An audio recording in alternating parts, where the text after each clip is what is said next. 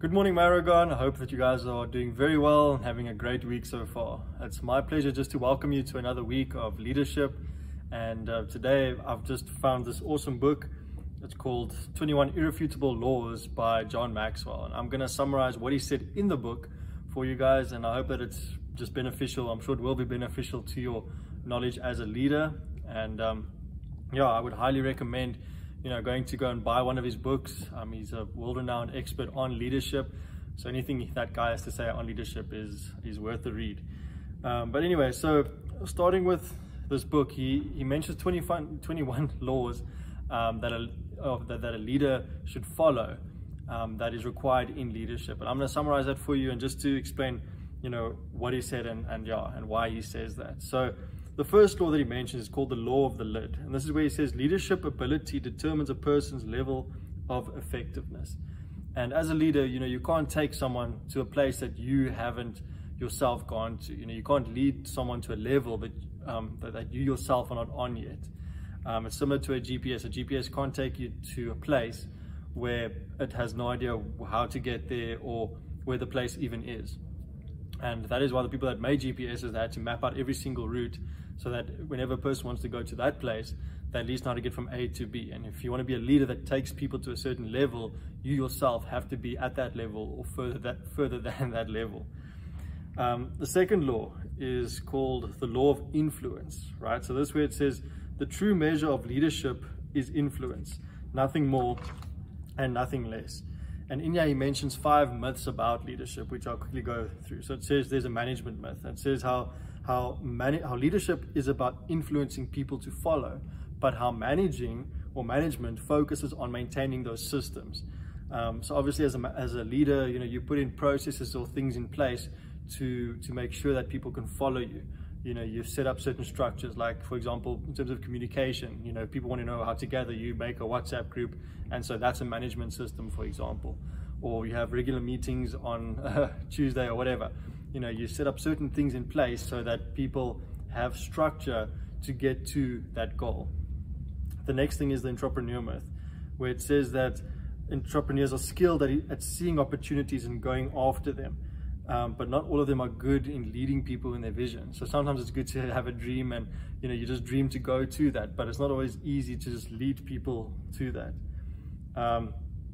The next is the knowledge myth. Many people think you have to have this high IQ or this high education, like this high level of education, to be able to lead people to a certain place or to lead people far, but that is a myth. The next one is the pioneer myth. It says that being a trendsetter is not the same as being a leader.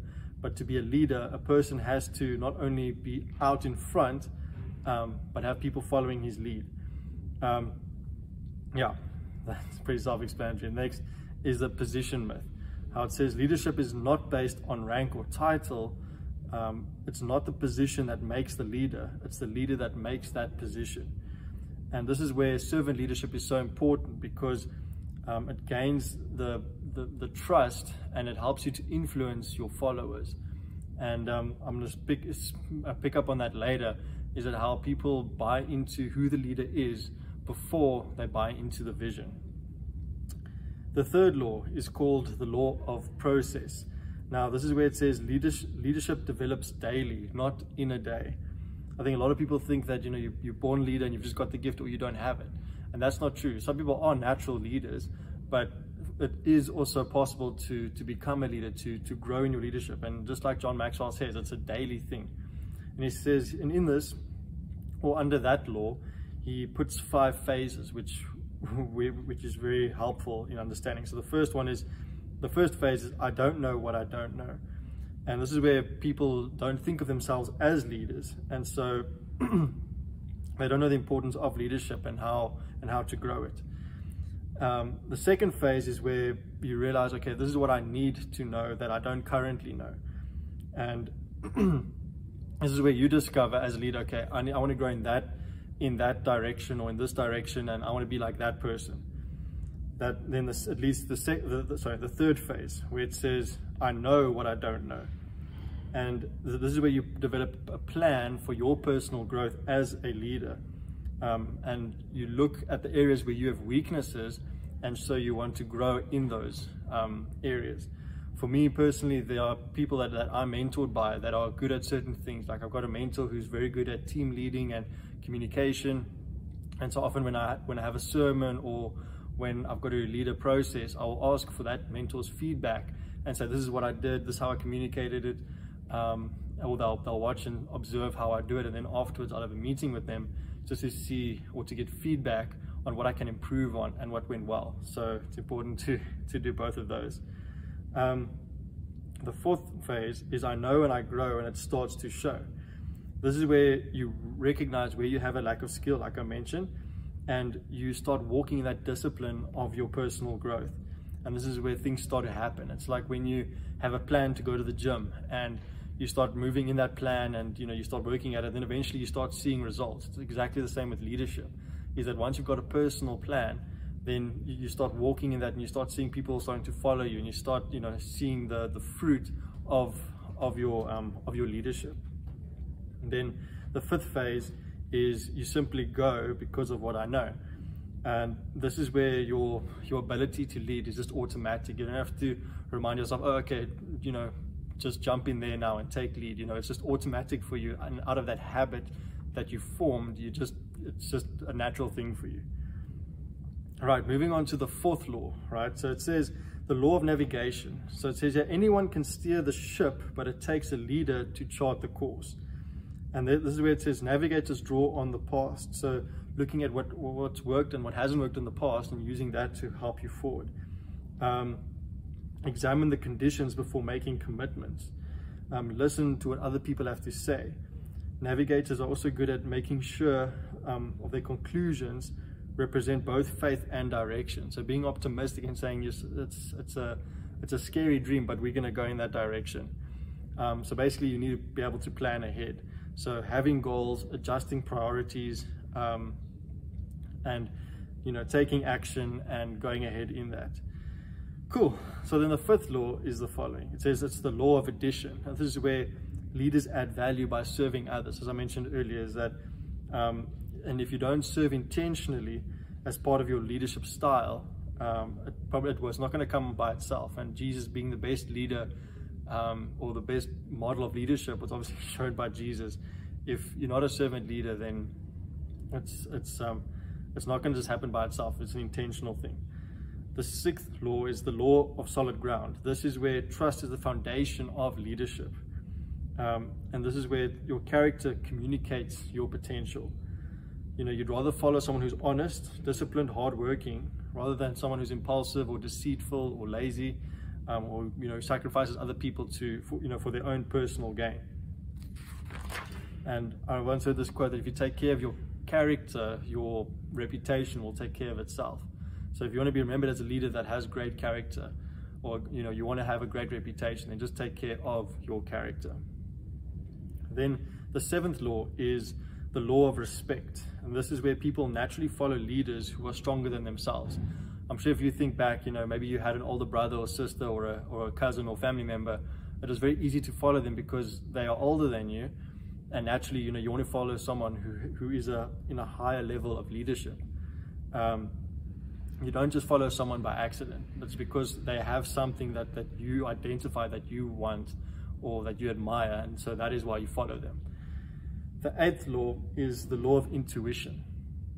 This is where leaders evaluate everything with a leadership bias. So this means they evaluate their situation. They're good at picking up trends. They analyze their resources. They're good at evaluating people. And also they not only know their own strengths and weaknesses, but also their current state of mind. As it says in the Bible as well, it says, as a man thinketh in his heart, so easy. So leaders have that good mindset. You're good at evaluating where you are at as well. Right, then the ninth law is the law of magnetism. So it says who you are is who you attract.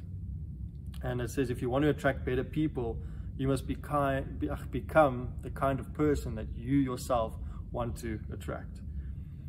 The 10th law is the law of connection. So it says, leaders touch a heart before they ask for a hand.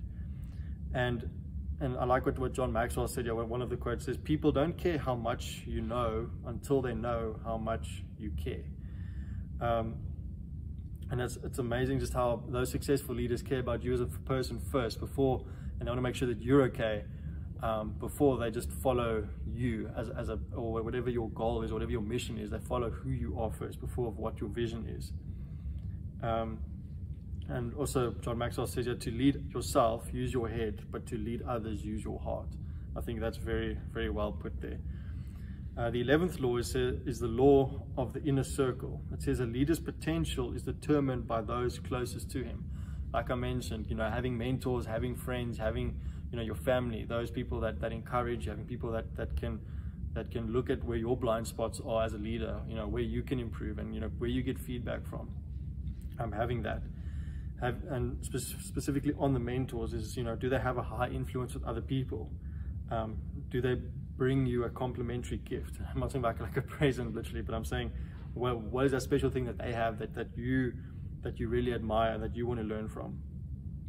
Do they have a strategic position that you think is really awesome, and that you want to grow into? Do they add value to you? And then do they positively impact you? The 12th law is the law of empowerment. So not only secure leaders give power, only secure leaders give power to others. Sometimes as a leader, you're threatened by other people, and out of fear, you don't want to raise them up or give them responsibility because you think they might take your position. But a great leader doesn't allow their insecurities and controlling habits to negatively influence who they empower. The 13th law is the following: the law of the picture. So people do what people see. And he says here, the mission provides purpose. So that's the why. So people buy into the why. So why are you doing this? Then vision provides a picture. So that's the what. So what are we working towards, and why are we working towards that? And the strategy, which provides a plan, and that is how you're going to get there. So people buy into the why we're doing this, then they buy into the what are we going to do? And then the strategic plan is, okay, how are we going to get there? It's pretty simple. Then there's the law of buy-in. This is where people buy into the leader, then the vision. As I mentioned earlier, people buy into the leader first and then the vision. So people will follow the who you are first, and then they will, after that, buy into or follow whatever the vision is. So again, that's your character. Number 15 is the law of victory. This is where it says that leaders find a way for the team to win. These leaders are people that have an unwillingness to accept defeat. These leaders are people that rise to a challenge, and who don't want to accept defeat, and they keep pushing to the end, and they want everyone to win. It's not a success if they are the only ones that have won, but they want the team to win. Number 16 is the law of the big mo. Now this is momentum is a leader's best friend. And if you can't get things going, you won't succeed. And it's easy, it's easy to, well, it's not always easy to start, but once you have that momentum going, it's easy. It's like when you're in a habit of going to the gym or running every day, it's very difficult to start. But once you get going, that momentum is a powerful thing. And it's the same when you've got people on board and everyone's working towards that mission or following you as a leader. That momentum is a powerful thing. The 17th law is the law of priorities. So it says that leaders understand that activity is not necessarily accomplishment. There's one thing to be busy, but it's another thing to be productive. It's easy to keep yourself busy. You can be busy on TikTok, on Facebook, on Instagram for a whole day. But were you productive that day? Not really. So a good leader understands that. The 18th law is the law of sacrifice. A leader must give up to grow up. And then John Maxwell mentions a few points here, which I'll read for you. It says, there's no success without sacrifice. Any person who's achieved any success in life has made sacrifices to do so. Leaders are often asked to give up more than what others are. The heart of leadership is putting others ahead of yourself. And again, you must keep giving up if you want to stay up. Leadership requires continual change and consistent improvement and ongoing sacrifices. And the last thing is, a higher level of leadership, the greater the sacrifice. The higher you go, the more it's going to cost you. I mean, many leaders just want to be in position because other people look at or people look at the privileges of that position, or they just want that power just for the sake of being in charge. And they're there because they want to then be served, but they don't want to serve others or sacrifice for others. The 19th law is the law of timing. This is when to lead is as important as what to do and where to go. So here he mentions the wrong action at the right time, for example. So it says the wrong action at the wrong time leads to disaster. The right action at the wrong time brings resistance. And then the wrong action at the right time is a mistake. And then the right action at the right time results in success. And knowing which is which will help you as a leader. Now, the second last law, which is the 20th law, is the law of explosive growth. Now it says to add growth, lead followers. To multiply, lead leaders. And it says leaders who attract followers but never develop leaders get tired. And it's one thing if you're leading but you're just leading followers. But if you're raising up leaders under you who can take that baton once you are gone, that is good leadership. And it's not success if there isn't a successor.